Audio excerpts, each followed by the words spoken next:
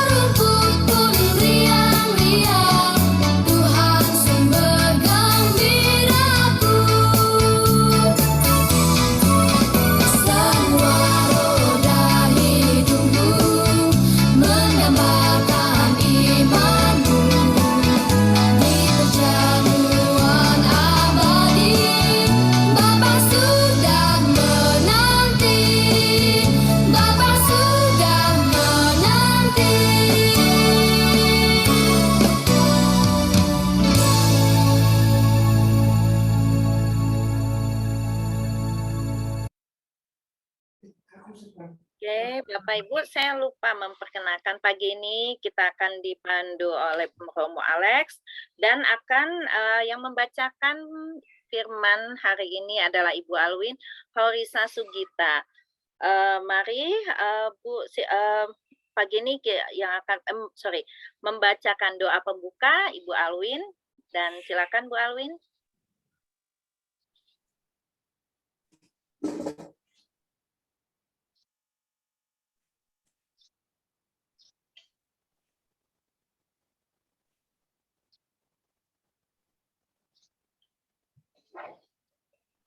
Belum kelihatan. Dibacakan saja Mbak Alwin yang ada di saya sudah kirim. Enggak kelihatan apa-apa, Yan. Baca di WhatsApp-nya Mbak Alwin bisa? Wah.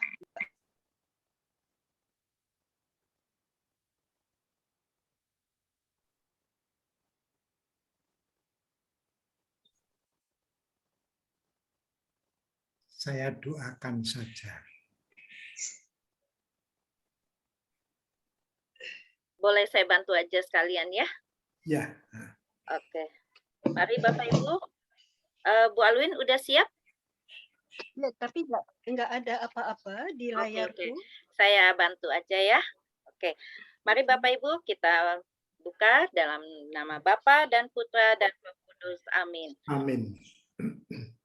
Allah Bapa yang mengatur segala sesuatu dengan bijaksana dan penuh kasih. Lihatlah kami anak-anak-Mu yang bermacam suku, agama, dan tabiat. Seringkali kami secara diam-diam atau secara terbuka kurang saling mencintai. Utuslah Roh Kudus untuk menuntun kami dengan cinta kasih satu sama lain. Dengan cinta kasih Bapa yang merata tanpa syarat. Demi Kristus Tuhan dan pengantara kami. Amin. Amin. Dalam nama Bapa dan Putra dan Roh Kudus. Amin. Amin. Romo, sekarang kami siap mendengar bahan renungan untuk hari ini. Silahkan, Romo. Oke. Terima kasih atas kehadiran sahabat-sahabat sadana sekalian, saudara-saudariku yang kukasihi juga. Tema hari ini ialah alam sekitar kita saling berkaitan, termasuk kita manusia. Tetapi sebelumnya, saya ingin mengajak Anda sekalian diam lagi dulu sebentar, supaya renungan bisa lebih mudah meresap ke dalam lubuk hati para sahabat sekalian. Untuk itu, saya persilahkan Anda merasakan udara yang Anda hirup, hawa yang masuk dan keluar lewat lubang hidung sampai ke pernafasan, sampai ke paru-paru kita.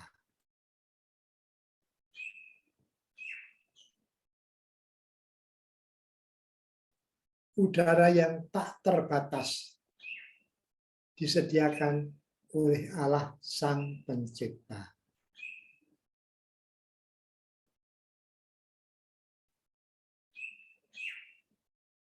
Kita dengarkan pula suara-suara yang terdengar di sekitar kita.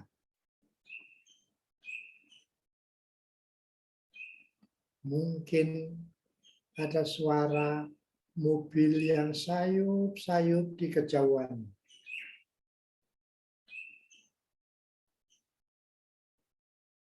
Atau mendengarkan kicauan burung.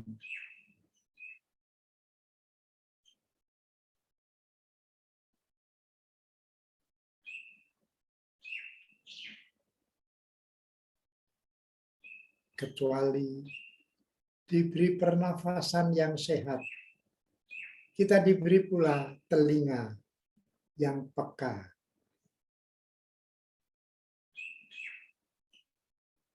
Dan kalau kita buka mata di sekeliling, mungkin ada yang melihat tembok di kamar, mungkin ada yang melihat pohon-pohon di jendela, atau langit di luar.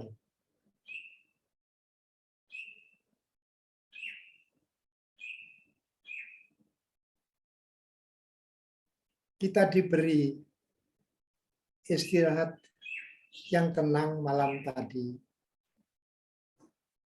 Kita diberi hidup pagi ini dengan kesehatan. Karena panca indera kita masih bisa menangkap alam sekitar.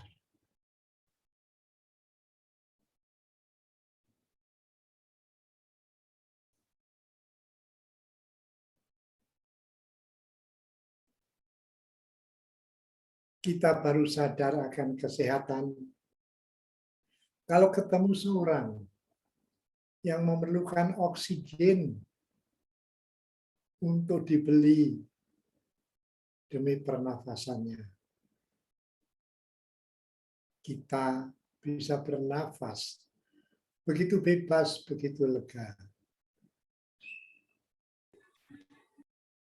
Kita baru sadar diberi telinga yang masih peka ketika seorang teman dengan susah payah memakai alat pendengar untuk bisa diajak berbicara.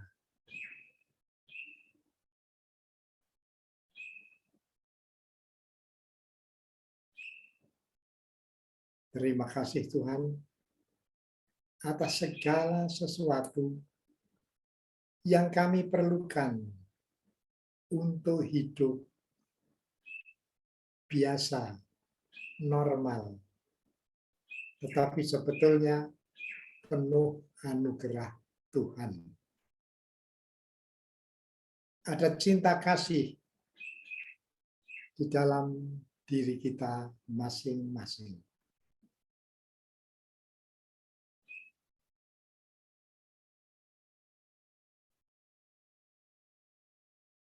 Alam sekitar kita semua saling berkaitan.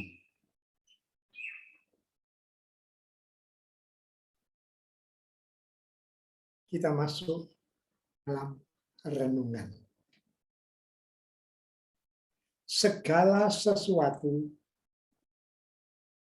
tidak ada yang sama sekali sendirian, tidak ada. Tidak ada sesuatu yang lepas dari kaitan dengan barang lain, dengan makhluk lain.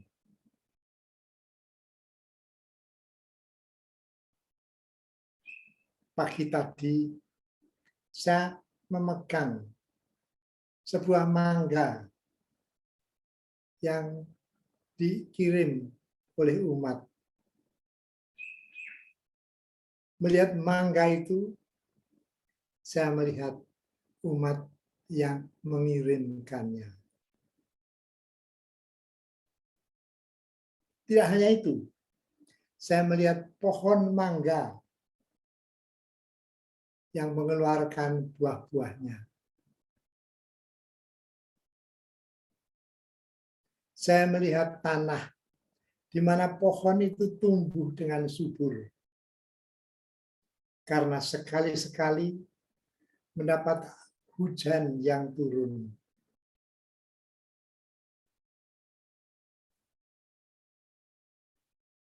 Pohon yang subur karena juga kena sinar matahari. Cahaya matahari itu sehat bagi tanaman.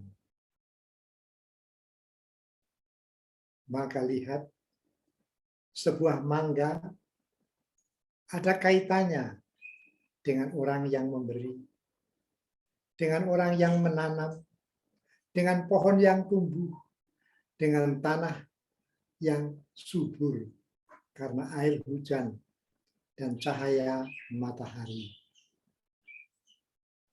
Mangga itu tidak berada sendirian.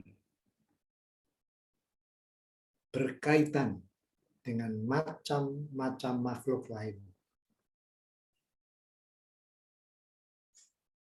Demikian setiap barang, setiap pohon, setiap binatang, setiap orang selalu berkaitan dengan banyak makhluk lain di alam ciptaan Tuhan ini.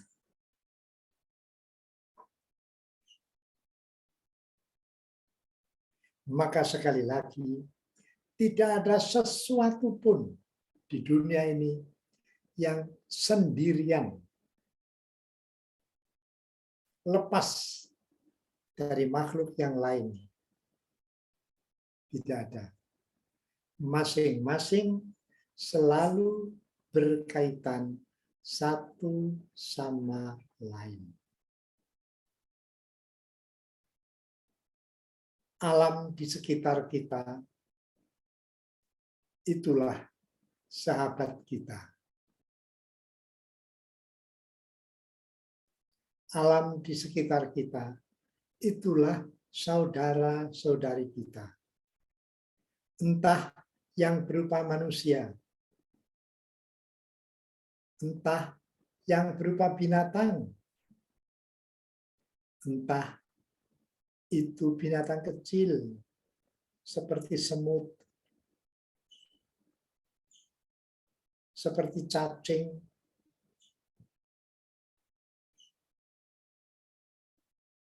seperti anjing, semua punya kaitan dengan kita. Tanpa ada cacing, tanah tidak subur. Cacing itu dengan caranya sendiri membuat pori-pori dalam tanah.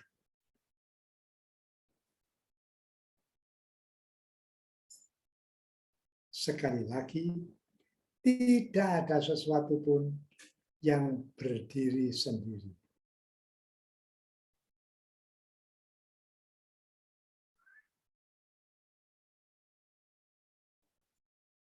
Dari situ kita mengambil suatu kesimpulan, 1-2 kesimpulan. Yang pertama, alam sekitar kita itu punya kepekaan, sensitivitas. Alam itu peka. Untuk memahami hal ini, saya ingat cerita seorang bapak guru. Waktu saya duduk di kelas 6 SD, bapak guru bercerita di Pulau Bangka. Kami tidak tahu di mana itu ya. Itu loh, dekat Belitung. Kami juga tidak tahu, tapi ya sudah. Di Pulau Bangka itu ada tambang timah yang cukup besar, yang banyak digali orang. Maka kalau sekarang pergi ke Pulau Bangka, banyak lubang-lubang yang dahulu digali orang untuk diambil timahnya. Semula, pengusaha itu menggunakan tenaga-tenaga orang-orang setempat. Tetapi karena merasa kurang, lalu dipanggil pekerja-pekerja dari Jawa. Masih terasa kurang. Begitu banyaknya timah yang bisa diambil. Maka dipanggil pekerja-pekerja tambang dari Republik Rakyat Cina itu, dari RRT. Dan mereka semua bekerja menggali tambang timah itu. Konon, demikian cerita bapak guru, beberapa pekerja timah itu masuk ke dalam lubang, selalu membawa burung kenari dalam sangkar. Kami anak-anak bertanya, kenapa masuk dalam tambang membawa burung? Tapi Bapak Guru berkata, burung kenari itu sangat peka. Kalau dalam tambang timah itu muncul gas beracun, sedikit saja, burung itu mau berdecit, mula-mula keras, kemudian merintih, karena dia sudah makin lemas. Kalau melihat dan mendengar seperti itu, para pekerja tambang timah langsung keluar dan dievakuasi keluar. Burung-burung kenari itu sangat peka terhadap gas beracun dan mengingatkan para pekerja dengan decitnya, dengan rintian-rintiannya. Dengan demikian, para pekerja sibuk bekerja, biar saja tidak tahu ada gas atau tidak, dengarkanlah saja suara burung. Kalau terlalu lama dibiarkan, burung itu mati lemas. Maka orang yang di dalam juga akan mengikuti, mati lemas. Maka mereka, kata Bapak Guru, selalu cepat-cepat naik ke atas atau dinaikkan ke atas, dievakuasi. Alam kebinatangan begitu peka untuk menolong para pekerja. Maka para pekerja itu berhutang budi. Hidupnya berkaitan dengan burung-burung kenari. Maka di sana burung kenari dipelihara baik-baik karena dibutuhkan kepekaannya, khususnya di lubang-lubang timah itu. Itu contoh pertama yang saya tak pernah lupa, kata Bapak Guru waktu saya masih di kelas 6 SD itu.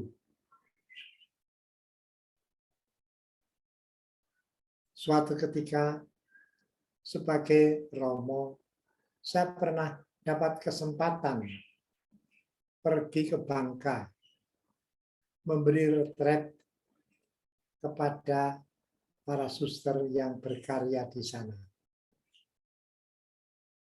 Dan saya melihat masih banyak lubang-lubang yang pernah digali dan sayang tidak ditutup lagi.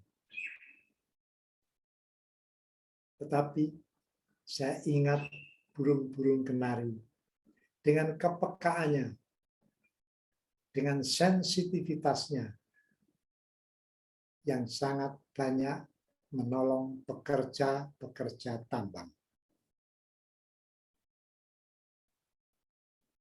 Mengenai kepekaan alam, kecuali contoh burung merpati, saya teringat satu peristiwa lain yang saya percaya banyak di antara kita masih ingat juga. Itu peristiwa bencana Lapindo. Lapindo Brantas. Pada tahun 2006, saya ingat, ada penambang minyak yang besar-besaran di Sidoarjo, dekat Surabaya itu. Pada suatu ketika mereka sedang sibuk menggali lubang di sana, tiba-tiba menyemburlah keluar lumpur panas. Dan tidak sedikit, tapi begitu besar sampai agak tinggi. Orang-orang yang sempat melihat langsung pada lari dievakuasi ke atas. Mungkin beberapa tidak tertolong.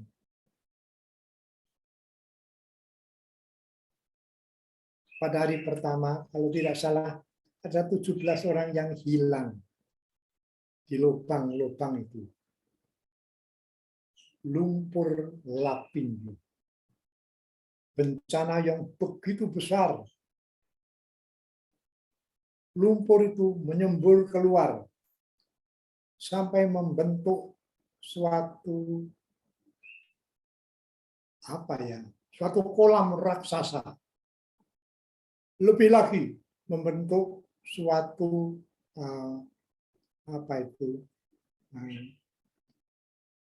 air yang melimpah kemana-mana. Sampai ada 16 desa dengan rumah-rumah, dengan lahan-lahan yang tenggelam di bawah air danau itu. Danau lumpur panas. Dan itu tidak hanya sehari dua hari. Sampai tahun 2008, semburan itu masih tetap besar. Konon sampai 2010 masih ada juga. Maka sekarang di sekitar daerah itu ada kolam besar, ada danau lumpur. Orang tak bisa masuk ke situ. Di beberapa tempat masih kelihatan rumah-rumah ujungnya yang belum terendam. Tapi semua penghuni dan isinya sudah di dalam lumpur panas Lapindo itu. Sehingga orang berkata, ini bukan lagi bencana alam, ini bencana nasional karena makan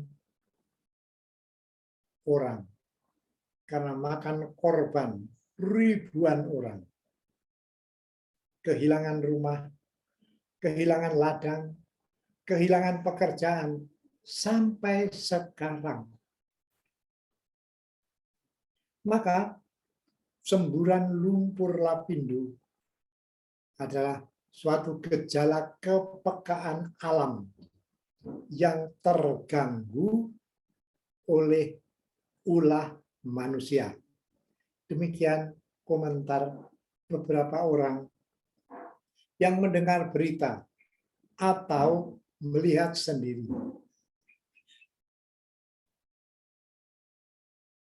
Beberapa tahun lalu, saya sempat lewat di daerah itu. Ada jalan raya yang sebagian juga rusak oleh lumpur itu. Tapi kalau dilihat, sangat indah itu. Tapi sebetulnya malapetaka yang mengerikan. Alam menjadi marah karena ulah manusia.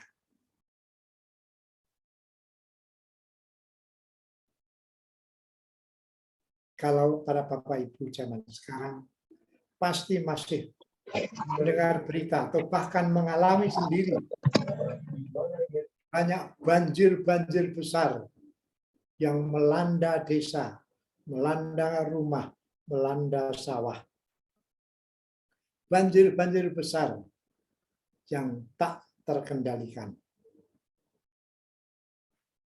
Masyarakat ada yang bertanya, apakah ini gejala alam yang marah juga? Karena ratusan hektar hutan yang ditebang, sehingga tanahnya tidak bisa menahan air, menjadi tanah longsor, dan tanahnya masuk ke sungai-sungai, sehingga sungai-sungai menjadi dangkal. Dan banyak pemerintah tidak tahu lagi bagaimana memperdalam sungai itu, sehingga air hujan yang turun dari atas itu tidak mengalir lewat sungai lagi, tapi membanjir ke desa-desa, ke sawah-sawah di sekitar. Bencana alam. Sekali lagi, karena ulah manusia. Demikian tutur masyarakat yang mendengar berita atau menyaksikan atau mengalami sendiri. Maka sekali lagi, hidup kita itu berkaitan dengan alam. Hidup kita itu tergantung pada alam. Bukan pada alam saja, tergantung satu sama lain. Kalau seorang punya ulah yang merusakkan hutan, aku ikut merasakan. Mungkin ikut mengalami. Jangan-jangan ikut melakukan juga. Maka sekali lagi, keberadaan kita, hidup kita selalu saling berkaitan. Kalau ada orang bertanya, aku berkaitan dengan siapa? Minimal dengan bapak dan ibu. Tanpa ada bapak dan ibu, aku tidak lahir di dunia. Dan ada kakek dan nenek, dan sebagainya. Dan ada teman-teman bermain. Ada alam di mana kita bermain. Ada air di mana kita minum. Ada jambu atau mangga yang kita makan. Maka mau tak mau, kita masing-masing berkaitan dengan alam, juga yang tidak kita lihat, juga yang tidak kita sadari.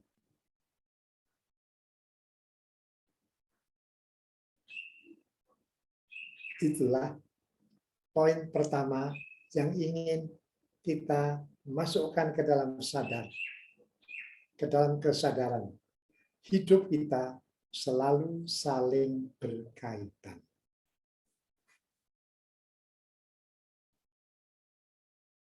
Poin kedua yang ingin saya sampaikan kepada sahabat-sahabat sadhana, kepada saudara-saudariku sekalian yang terkasih, ialah yang disebut dosa baru atau kebajikan baru. Dosa baru itu apa? Dosa baru itu tidak mau menyadari, menolak bahwa aku punya kaitan dengan banyak hal di sekitarku.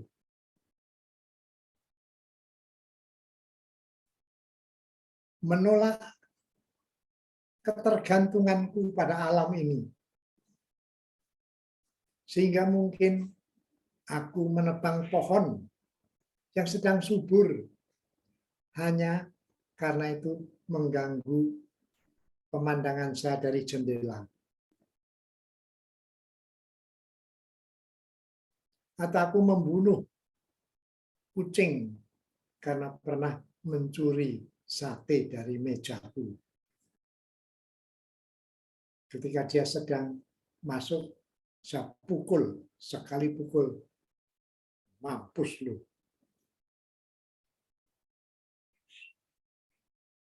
Kalau aku membuang sampah di selokan-selokan, sehingga selokan-selokan air mampet dan air tidak bisa mengalir, tetapi meluap ke jalan-jalan. Suatu yang mengganggu, berkaitan dan aku mengganggu. Maka mengganggu alam, entah itu alam tumbuh-tumbuhan, entah itu alam kebinatangan, entah itu sesama manusia, mengganggu keberadaan mereka, itu suatu dosa. Dosa baru. Kalau sekarang musim berganti-ganti tidak menentu, jangan-jangan ada kesalahan manusia. Bukan salahku, memang, tapi manusia termasuk aku.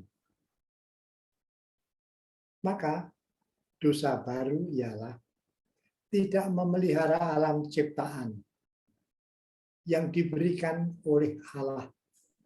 Pada waktu Allah menciptakan manusia, Dia menyerahkan bumi kepada manusia untuk dipelihara dan untuk digunakan sesuai kebutuhan.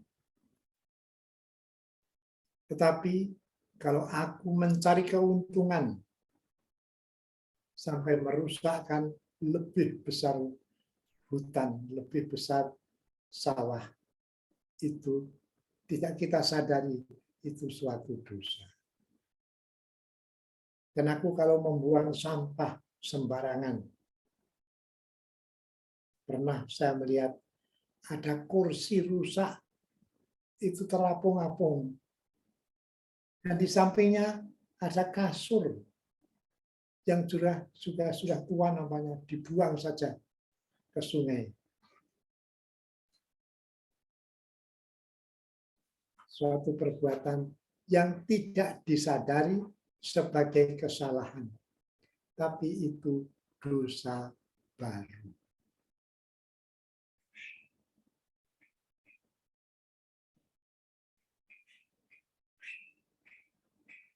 Ada kebalikannya dari dosa baru, ialah kebajikan baru. The new virtue.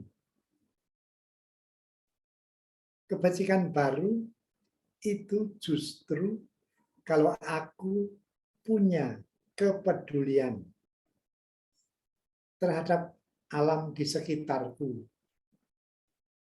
Tidak hanya menikmati udara di waktu senja, tapi tidak hanya menikmati suara burung, tapi membiarkan burung-burung itu. Sekali-sekali memberi makan. Kebetulan saya diberi 2 ekor burung jalak. 1 jalak Bali, 1 jalak suren, uren. Tuh, dengar suaranya. Tiap kali saya lihat apakah masih ada makanannya. Burung jalak itu suka mandi. Maka 2 kali sehari ada tempat untuk air. Saya ganti air yang baru. Sekali-sekali tempatnya saya cuci bersih. Yang satu untuk minum, yang satu untuk mandi, yang satu untuk makanan pur. Dan kalau saya lewat dekat kurungannya, belum melihat, rasanya burung itu sudah tahu dia ada. Lalu mulai berkicau. Saya datang, saya bilang, halo, selamat sore. Kek, kek, kek. Selamat sore. Krek, krek, krek. Dan sebagainya. Saya merasa ada sapaan dan tanggapan dari burung 2 itu. Suatu hadiah yang saya terima dari seorang sahabat sadhana.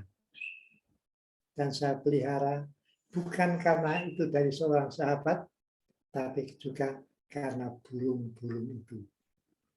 Mereka jadi tenang. Dikala ada kesunyian, dikala saya sendirian, burung-burung itu selalu saja menyapa saya. Kalau malam, matahari sudah terbenam. Jam 6 sore, burung-burung itu mulai pada tidur. Kalau saya lewat, tidak lihat lagi. Halo, sudah tidur ya? Krek, 1 kali saja, lalu tidur lagi.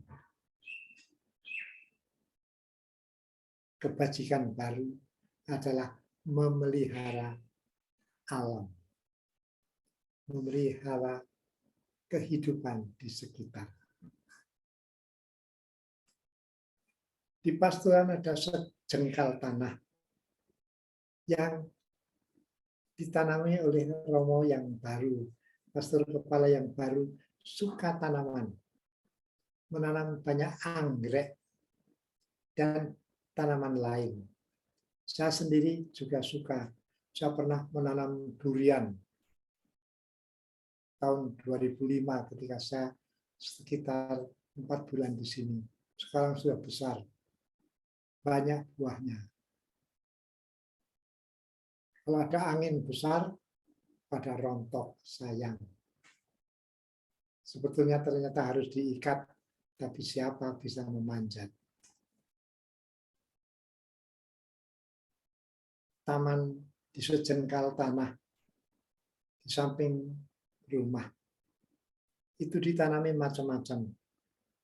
Ada yang berwarna hijau, seperti pohon kelapa yang kecil, yang dibiarkan kecil dalam pot, tapi sudah berbuah, aneh sekali. Kelapa dalam pot dan berbuah, kelapa bonsai, warna hijau. Di sampingnya ada pohon janda bolong, mungkin para bapak ibu tidak terlalu kenal, yang daunnya berlubang-lubang itu, disebut janda bolong. Warna hijau, segar. Di antara pohon-pohon itu ada juga pohon yang berwarna merah. Orang Jawa menyebut worawari, kembang sepatu. Ada juga pohon puring apel, daunnya merah.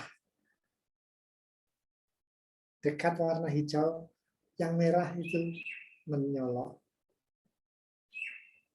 Ada juga beberapa bougainville. Ada yang putih, ada yang ungu.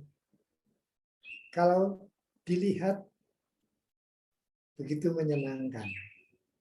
Alam yang indah itu. Sederhana, bukan taman yang mahal-mahal tidak. Untuk mengisi waktu, saya kadang-kadang menyiram. Kebajikan baru itu memelihara alam sekitar.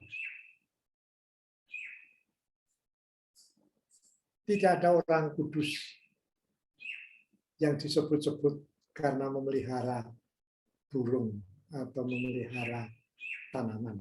Tetapi itu kehendak Tuhan. Tuhan Allah waktu menciptakan manusia, menempatkan di taman Eden, Firdaus. Di sana ada pohon biji-bijian untuk dimakan. Di sana ada pohon-pohon lain. Maka memelihara air yang bersih, memelihara tanaman, memelihara burung, itu semua boleh saya sebut kebajikan baru.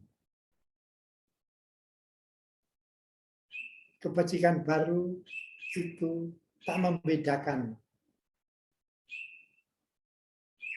alam yang mana, tapi yang ada dekatku, ku pelihara sedapat-dapatnya. Tidak membuat taman yang sangat indah, yang luas, tidak. Tapi yang ada dekatku saja. Oleh karena itu, kebajikan baru ini sesuatu yang saya rasa penting demi kesehatan mental. Apabila aku memiliki, melestarikan kesehatan mental, aku jadi senang hidup di dunia yang kecil ini, yang sempit ini, tidak perlu yang sangat luas, tidak mampu aku, dan tidak mendapat kesempatan juga untuk itu. Dalam kitab suci ada contoh orang yang tidak membeda-bedakan, orang yang tidak pilih-pilih. Yang dia mau tolong, dia tolong semampunya sampai tuntas. Itulah poin terakhir yang ingin kita resapkan dalam hati, suatu perumpamaan yang diberikan oleh Tuhan Yesus sendiri, yang terdapat dalam Injil Lukas bab 10 ayat 25 sampai 37. Perumpamaan tentang orang Samaria yang murah hati. Lukas 10 ayat 25 sampai 37. Saya mohon akan dibacakan oleh Ibu Alwin kalau tidak salah, dan kita mendengarkan saja. Ibu Alwin, silakan membacakan Lukas 10 perumpamaan tentang orang Samaria yang murah hati itu. Baik, Romo. Pada suatu kali, berdirilah seorang ahli Taurat untuk mencobai Yesus. Katanya, "Guru, apa yang harus kuperbuat untuk memperoleh hidup yang kekal?" Jawab Yesus kepadanya, "Apa yang tertulis dalam hukum Taurat? Apa yang kau baca di sana?" Jawab orang itu, "Kasihilah Tuhan Allahmu dengan segenap hatimu, dan dengan segenap jiwamu, dan dengan segenap kekuatanmu, dan dengan segenap akal budimu, dan kasihilah sesamamu manusia seperti dirimu sendiri." Kata Yesus kepadanya, "Jawabmu itu benar. Perbuatlah demikian, maka engkau akan hidup." Tetapi untuk membenarkan dirinya, orang itu berkata kepada Yesus, "Dan siapakah sesamaku manusia?" Jawab Yesus, "Adalah seorang yang turun dari Yerusalem ke Yeriko.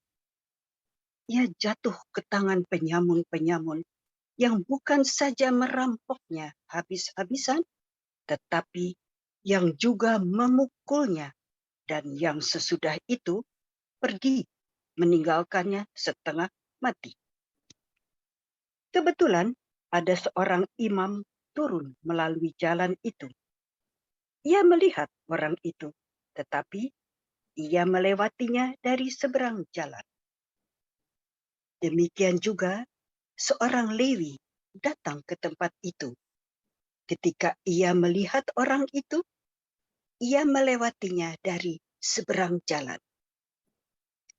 Lalu datang seorang Samaria yang sedang dalam perjalanan ke tempat itu.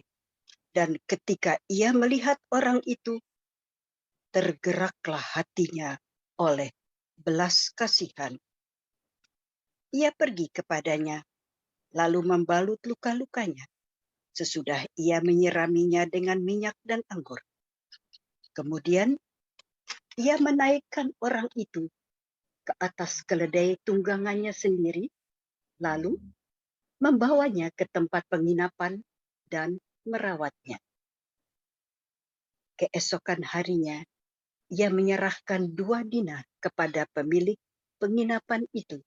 Katanya, "Rawatlah dia, dan jika kau belanjakan lebih dari ini, aku akan menggantinya waktu aku kembali." Siapakah di antara ketiga orang ini menurut pendapatmu adalah sesama manusia dari orang yang jatuh ke tangan penyamun itu? Jawab orang itu, orang yang telah menunjukkan belas kasihan kepadanya. Kata Yesus kepadanya, pergilah dan perbuatlah demikian. Demikianlah sabda Tuhan. Syukur kepada Allah. Nah, para Bapak Ibu, ini satu contoh lagi dari kebajikan baru. Meskipun sudah lama, sudah dari zaman Yesus. Apa yang istimewa dari perumpamaan tadi? Pertama, orang itu yang jatuh ke tangan penyamun itu turun dari Yerusalem.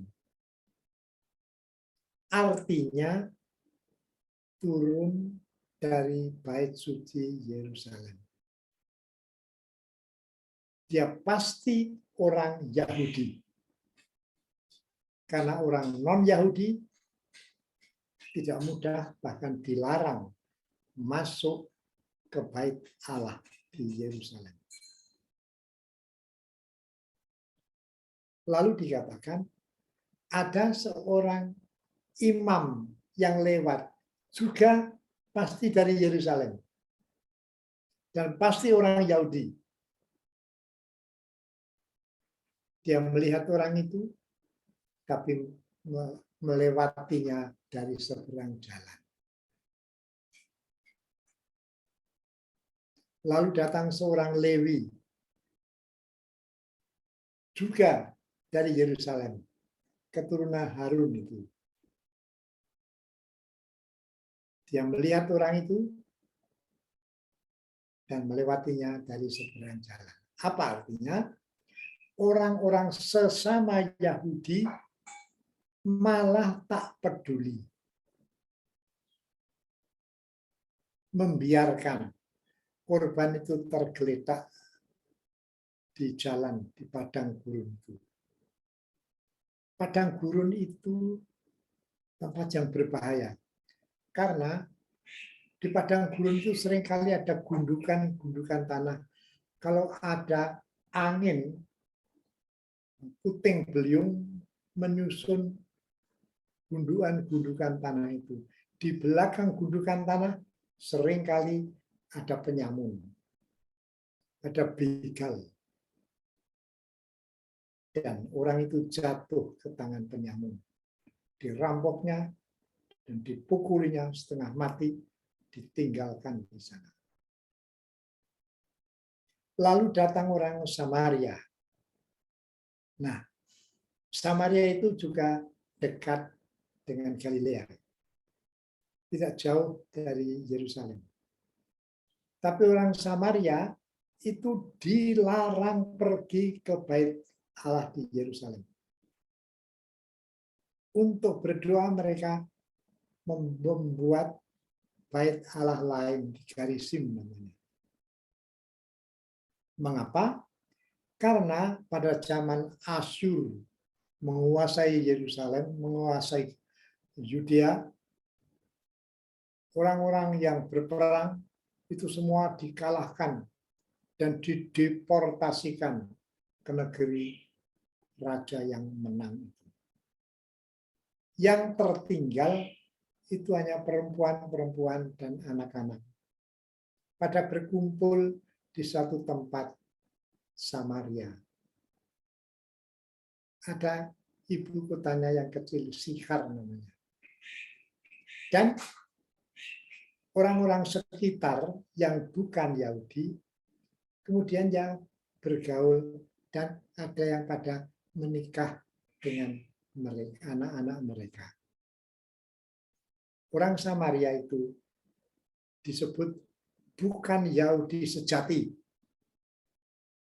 karena berdarah campuran. Maka dilarang pergi masuk ke bait Allah Yerusalem. Perempuan Samaria itu yang kita baca suatu ketika di Injil Yohanes masih mengungkapkan perasaan itu. Dia bertanya, kau orang Yahudi minta air daripada ke orang Samaria?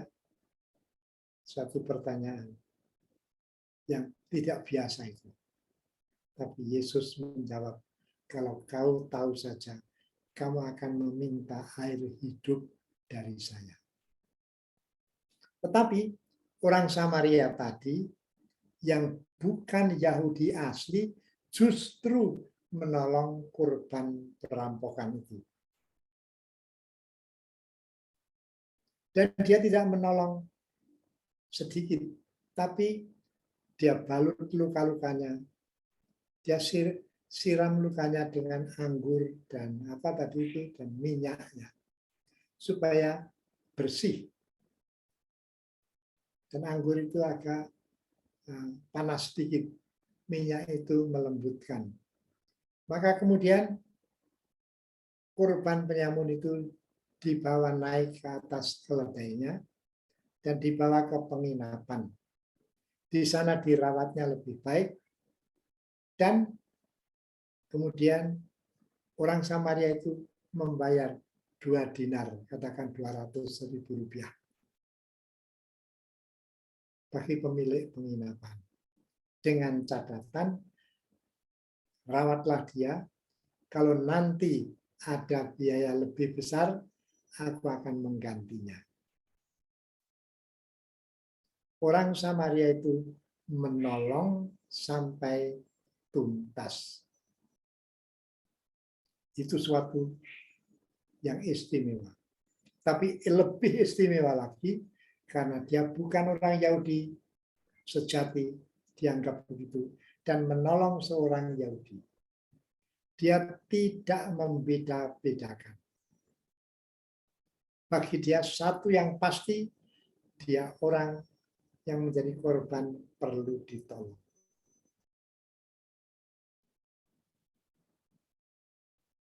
Kita apabila mengembangkan kebajikan baru, kita juga tidak membeda-bedakan.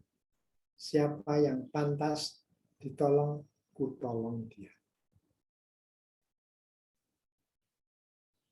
Tidak perlu menanyakan siapa namamu, dari mana kamu. Tidak ada kepastian yang dituntut.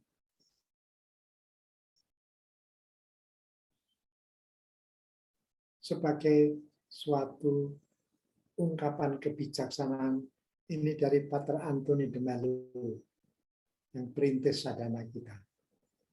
Beliau pernah berkata,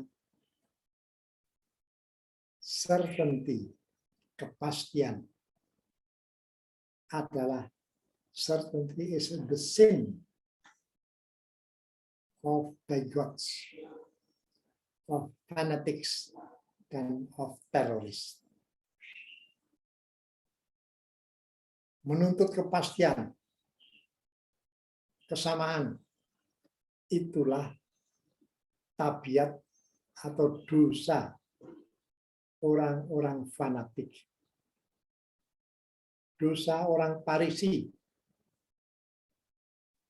dosa orang-orang teroris. Demikian kata Pater Anthony de Mello.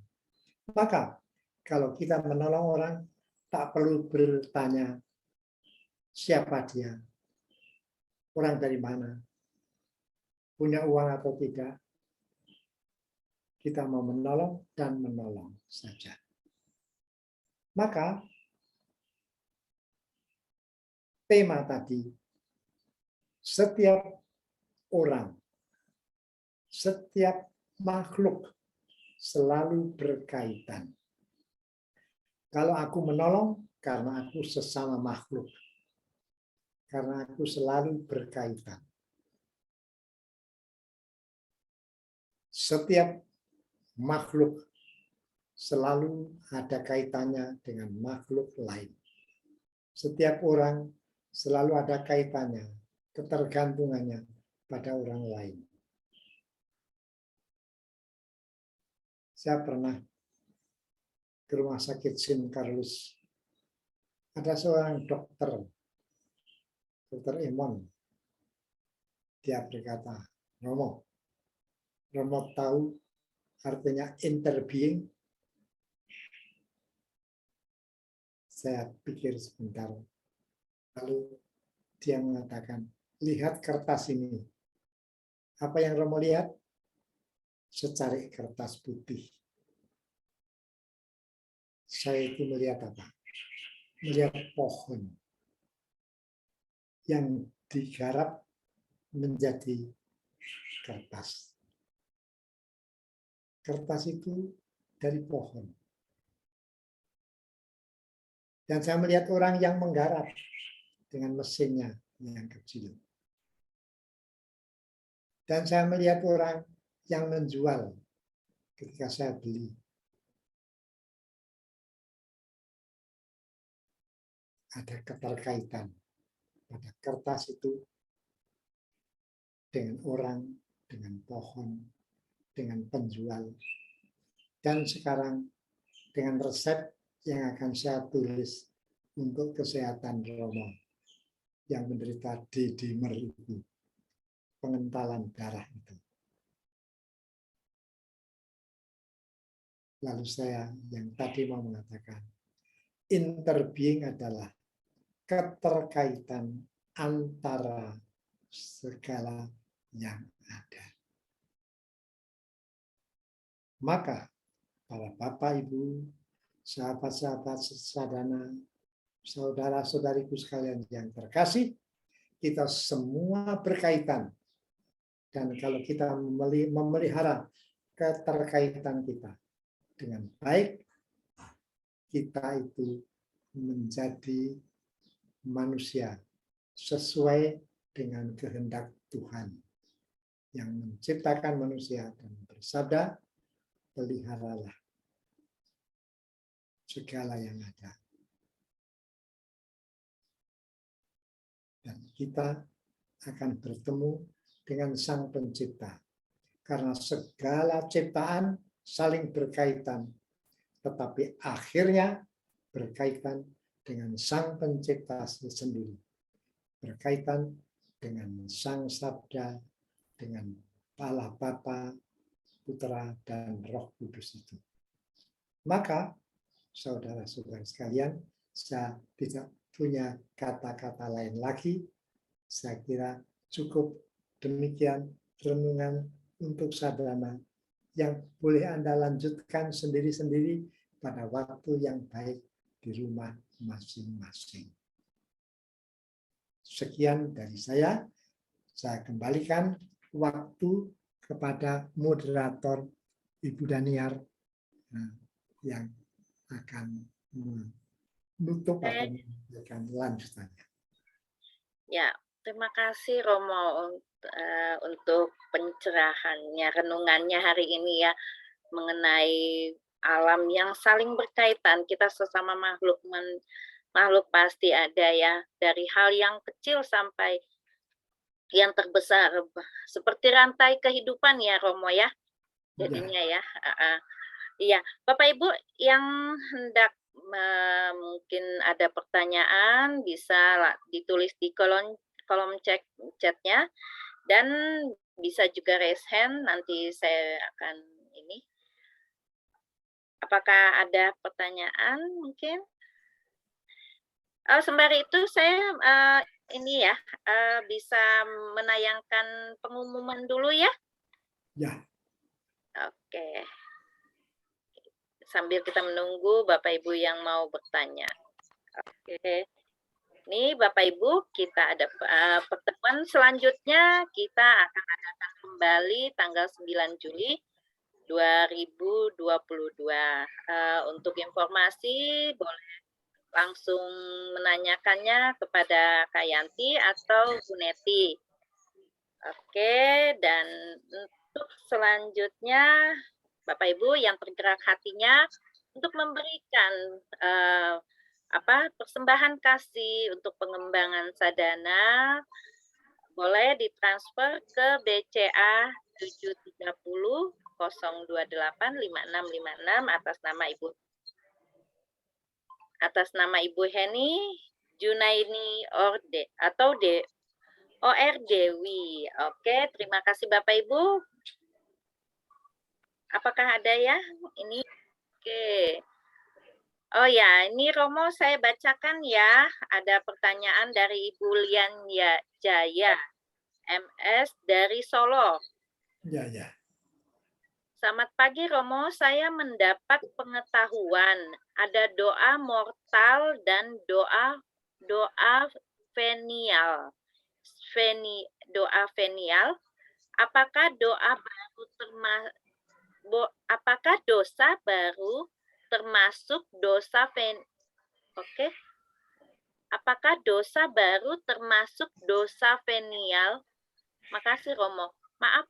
Oh ya, saya ada dosa mortal dan dosa venial. Apakah dosa baru itu termasuk dosa baru termasuk dosa venial? Maaf, ini Romo. Silakan mungkin Romo bisa Oke. menjawab. Nah, aku menangkap maksudnya. Ya. Dosa mortal, mors itu mati. Venial itu ringan, kecil. Maka ada dosa berat, ada dosa ringan. Ada dosa yang membawa kematian, hukuman kematian, ada dosa yang mengganggu saja. Kalau saya mengingat 10 perintah Allah, jangan menyembah berhala, itu dosa mortal. Menyembah dewa lain. Ada orang yang menyembah ular, karena itu yang mewakili setan waktu menggoda Hawa. Lalu dia justru malah menyembah ular. Bisa menyembah Tuhan Allah, tapi menyembah ular. Karena dia mau membalas dendam pada seseorang. Maka itu termasuk menyembah berhala. Itu termasuk dosa mortal. Atau ada dosa membunuh orang, berzina, dan sebagainya. Itu dosa yang membutuhkan pengampunan dari belas kasihan Allah. Dan kalau mengaku dosa, itu disebutkan, aku berdosa ini. Sedang yang venial itu ya dosa-dosa kecil. Misalnya lupa mengembalikan pinjaman. Saya memakai pulpen, waktu pulang pulpen masih di saku saya. Lalu sudah ingat, tapi saya tidak mengembalikan sekarang. Dia telepon saja. Sorry, pulpenmu saya bawa, nggak usah kembali ya. Kebetulan yang punya ya sudah pakailah saja. Atau dosa misalnya membentak membentak pembantu yang sudah berusaha sebaik-baiknya masih kurang memuaskan, dibentak-bentak. Tidak bermaksud jahat, tetapi karena jengkel lalu membentak-bentak. Itu saya kira termasuk dosa venial. Tapi dosa tadi itu tidak memperhatikan alam, itu tidak masuk dalam 10 perintah Allah, maka disebut dosa baru, karena itu tidak melaksanakan perintah Allah untuk memelihara bumi yang diserahkan kepada manusia itu. Kalau kerusakan itu cukup besar dan merugikan, saya kira bisa menjadi dosa yang cukup berat. Kalau hanya membuang air teh yang masih sisa cukup besar, dibuang saja. Aku lebih suka minum kopi. Nah, itu memboroskan sesuatu. Yang orang lain mungkin masih perlu. Atau makanan yang dikasih, aku tidak suka, aku buang saja. karena sudah 2-3 hari di lemari es. Ya, sayang, tapi ya karena sudah terlalu lama tidak bisa aku makan lagi. Maka kata-kata itu bisa dikenakan pada dosa baru, itu yang tadi itu tidak memelihara alam ciptaan, entah itu pohon-pohonan, binatang, membunuh binatang tidak perlu, itu juga tidak baik. Kucing yang sering mencuri tidak perlu dibunuh, tapi ditendang saja sampai kapok masuk naik ke meja. Saya kira saya tidak bisa memberi contoh yang lain, tapi para Bapak Ibu sadar sendiri ini perkara yang cukup besar. Ini tidak, kalau orang sampai merusakkan begitu luas seperti bencana Lapindo, saya kira itu termasuk dosa besar. Maka kalau dikatakan ini bukan ulah manusia, ini bencana alam saja, seperti tsunami atau seperti gempa yang ditimbulkan oleh gunung lain. Ini ditimbulkan oleh ulah manusia yang mungkin kurang memperhatikan karakter dari bumi di mana dia mengubur tanah, atau bukan orangnya, tapi pengusahanya. Ya, oke. Itu yang bisa saya katakan. Yang lain bisa didiskusikan sendiri juga. Oke, Bapak Ibu, masih adakah pertanyaan? Oh ya, Saya Romo, mau- ini ada ya, silakan. Ya, silakan Mbak Nia. Oh ya, ini ada kebetulan juga pertanyaan Romo nih. Apakah kita berkaitan dengan bintang kejora atau semut-semut? Apakah aku ada kaitannya dengan bintang kejora dan semut? Saya mau berkata ada, tetapi tidak selalu kita sadari. Seperti kalau ada hujan turun, aku juga tidak sadar ini ada hubungannya dengan aku apa tidak. Tetapi bintang kejora yang nampak di langit begitu indah pada suatu sore. Sore ya, kadang-kadang nampak bintang kejora itu membuat hati kita tenang melihat bintang-bintang, termasuk bintang kejora.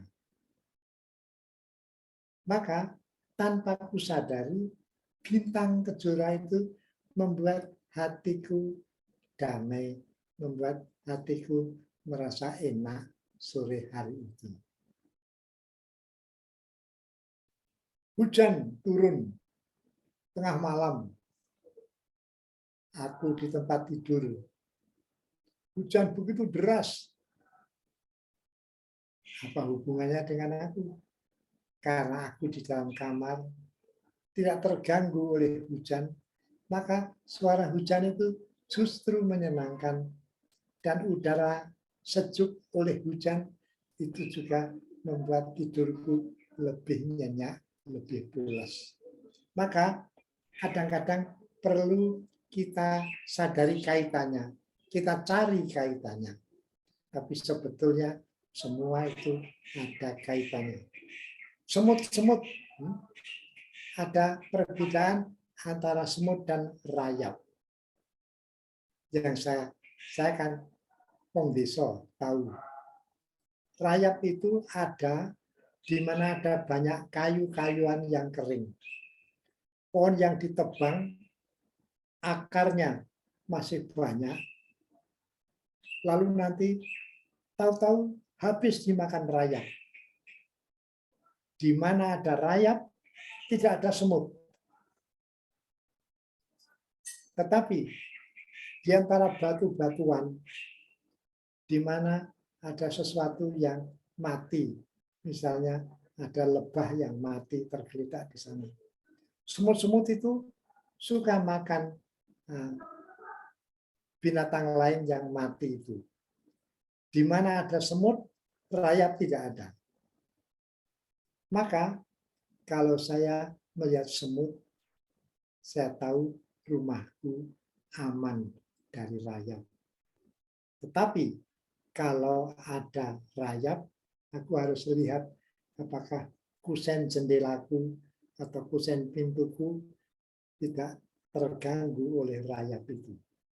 Maka ada hubungan, ada kaitan yang boleh kusadari dari pengalaman.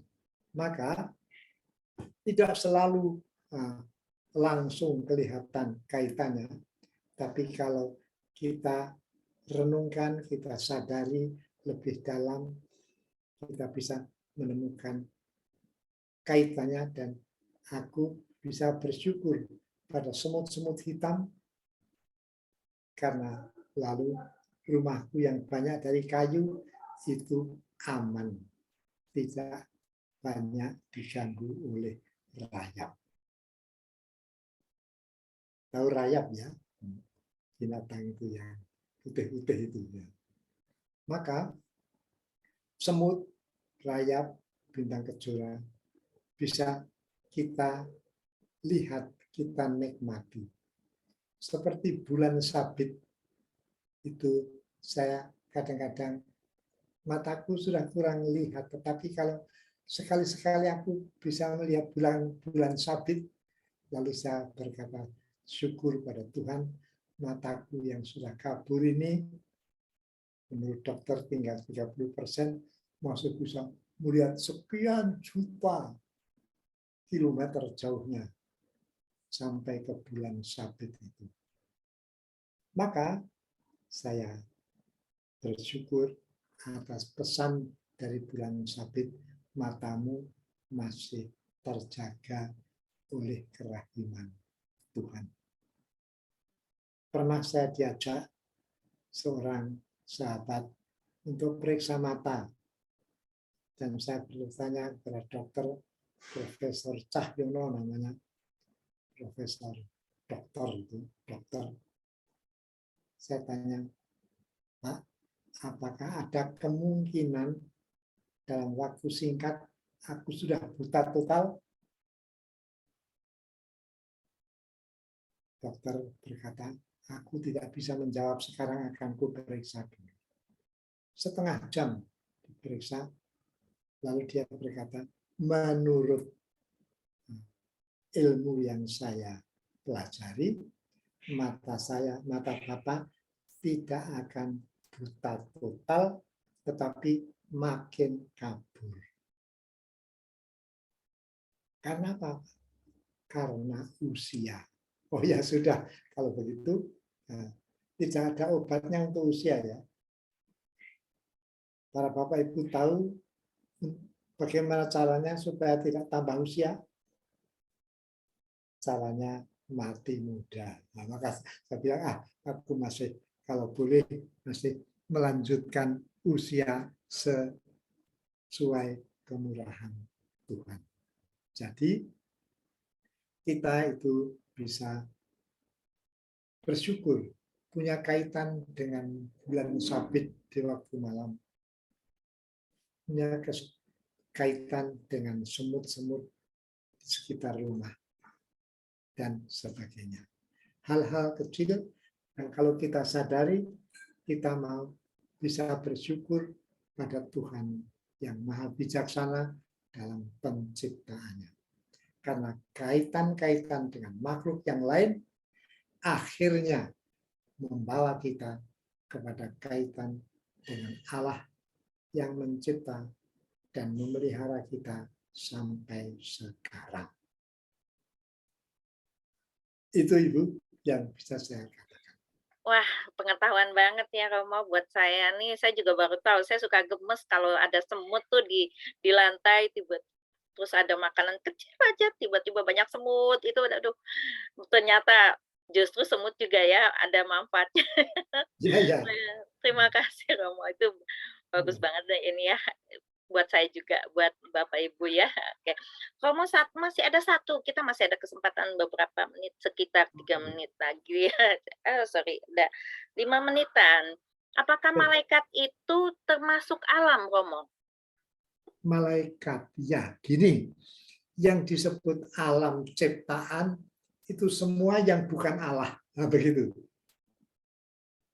Allah Bapa, Putra, dan Roh Kudus itu Allah. Tetapi semua yang bukan Allah adalah makhluk ciptaan.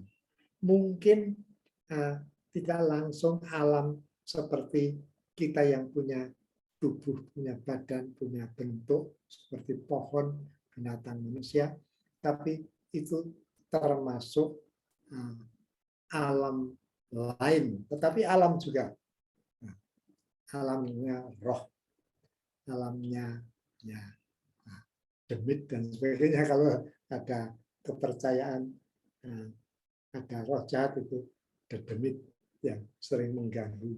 Tapi ada malaikat yang ya lebih membantu. Mungkin suatu cerita yang saya alami itu bisa membantu. Waktu saya di kelas 1 SD, saya punya kakak Mbak Yu yang sakit keras, sakit tifus waktu itu. Saya masuk SD itu tahun 1946. Ketika Jepang pergi, saya lahir tahun 38. Kelas 1 SD, saya suatu hari itu tidak jauh dari rumah sakit di Boro. Boro itu daerah Kulon Progo. Tidak jauh dari Sendang Sono, sekitar 1,5 jam dari sana kalau jalan. Suatu hari saya pergi menengok kakak saya, Mbak Yu saya itu, dia sudah tidak bisa berbicara. Seorang suster biarawati berkata, kamu Alex ya? Ya, suster. Beritahu bapakmu bahwa kakakmu sudah sakit nemen, artinya sakit parah. Aku tidak tahu apa itu sakit nemen. Oke. Beritahu bapak ya. Ya, aku sudah. Tapi untuk pergi ke rumah bapakku, saya harus berjalan mungkin 1,5 jam lewat pegunungan namanya Koang. Dan terus terang, saya agak takut kalau berjalan sendirian. Di luar dugaan, tidak jauh dari rumah sakit ada seorang pemuda. Biasa, dia tanya, dalam bahasa Jawa, kowe Alex ya? Ya. Mau ketemu bapak ya? Ya. Kamu takut ya? Ya. Mari bersama saya. Lalu saya digandeng oleh orang itu. Saya tidak tahu namanya juga, tapi orang baik. Dalam waktu 5 menit saya sudah di puncak Gunung itu yang biasanya itu perlu sekitar 20 menit. 5 menit saya sudah di sana. Dan kebetulan bapak itu sudah datang jauh-jauh dengan adiknya, Pak adik saya. Dan bapak saya bertanya, ada apa? Saya hanya berkata, Mbak Yu sakit nemen. Seperti kata suster. Saya juga tidak tahu maksudnya. Tapi lalu bapak saya bilang, sudah kamu tenang-tenang di sini, saya mau lari ke bawah. Ke rumah sakit. Dan saya ditinggalkan karena bapak dan Pak saya berjalan cepat. Saya tidak bisa. Tapi setelah bapak dan Pak saya mungkin sekitar 10 menit atau apa, saya masih duduk-duduk di sana di atas batu. Lalu orang itu berkata, ayo kita susul. Sampai di rumah sakit, mungkin bapak saya itu masih butuh setengah jam berjalan. Saya ada di belakangnya sudah, persis di belakangnya. Lalu Bapak saya bilang, "Loh, kamu kok bisa sampai di sini?" Aku diantar tadi. Siapa itu? Tidak tahu, tidak tahu saya. Lalu Bapak saya bilang, sekarang aku tahu, tapi itu kakak saya sudah di sana dan Bapak saya, aku menengok kakak dulu. Kakak saya meninggal pada hari itu. Sakit tifus. Pada zaman Jepang itu penyakit yang menakutkan. Setelah itu Bapak saya tadi bertanya lagi, siapa orang tadi? Enggak tahu. Lalu Bapak saya berkata, kamu tahu, itulah malaikat Rafael yang sering membantu orang dalam perjalanan yang sukar. Malaikat Rafael. Lalu saya lihat di mana? Orang itu sudah tidak ada lagi, tidak tahu kemana. Tapi saya waktu itu percaya pada malaikat. Malaikat Rafael. Waktu saya sebagai utusan pergi ke Timor Leste bekerja di sana, berapa itu? Tahun 1900, sudah hampir tahun 2000. Masih ada perang saudara. Saya kebetulan kurang diterima oleh uskup, lalu saya cari pekerjaan untuk hidup dan diterima sebagai sopir truk palang merah. Suatu ketika saya sedang bawa truk mau membawa bantuan, diberitahu ke desa tertentu. Saya tidak tahu kemana ini, ke kanan atau ke kiri ini saya. Jalan-jalan di Timor Leste waktu itu belum ada yang aspalan. Yang diaspal hanya di kota Dili. Lalu saya tiba-tiba ingat, malaikat Rafael, saya harus ke kanan atau ke kiri ini? Kebetulan itu ada buah apa yang jatuh di sebelah kanan. Saya lihat buah apa itu ya. Baru saya lihat buahnya jatuh lagi yang kedua. Lalu saya sadar, ini malaikat Rafael lagi diam-diam menunjukkan ke kanan. Lalu saya belok ke kanan dan sampai tempat dengan selamat. Maka, apakah ada kaitan dengan malaikat? Saya percaya ada. Gereja Katolik memberi nama malaikat pelindung. Masing-masing orang punya malaikat pelindung yang diutus oleh kasih Tuhan bagi kita masing-masing. Maka kalau ada sekian miliar manusia, saya kira juga ada sekian miliar malaikat pelindung.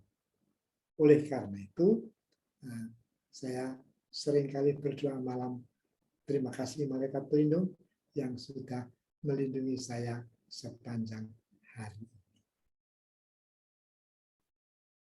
Jadi, betul atau tidak, tapi saya percaya dan saya percaya juga gereja mengajarkan demikian. Oke, nah, nanti dongeng saya terlalu panjang. Tidak, Romo, kita malah senang mendengarkan Romo menjabarkan apa yang jadi pertanyaan ya buat kita-kita. Apakah masih ada yang mau bertanya?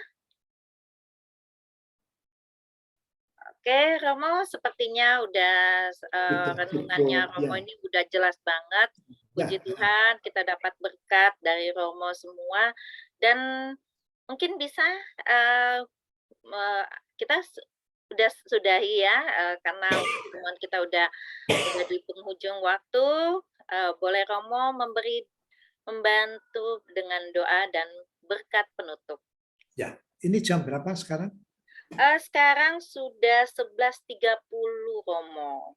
Oke, belum jam 12 ya. Kalau jam 12 kita doa malaikat Tuhan. Iya Romo, saya Tapi paling juga senang boleh banget itu. sekarang ya. Iya, terima kasih. Maria menerima kabar dalam nama Bapa dan Putra dan Roh Kudus. Amin. Maria menerima kabar dari malaikat Gabriel bahwa ia akan mengandung dari Roh Kudus. Salam Maria, penuh rahmat, Tuhan sertamu. Terpujilah engkau di antara wanita dan terpujilah buah tubuhmu Yesus. Santa Maria, Bunda Allah, doakanlah kami yang berdosa ini, sekarang dan waktu kami mati. Amin. Aku ini hamba Tuhan. Terjadilah padaku menurut perkataanmu. Salam Maria, penuh rahmat, Tuhan sertamu. Terpujilah engkau di antara wanita dan terpujilah buah tubuhmu Yesus. Santa Maria, Bunda Allah, doakanlah kami yang berdosa ini, sekarang dan waktu kami mati. Amin. Sabda setelah menjadi daging.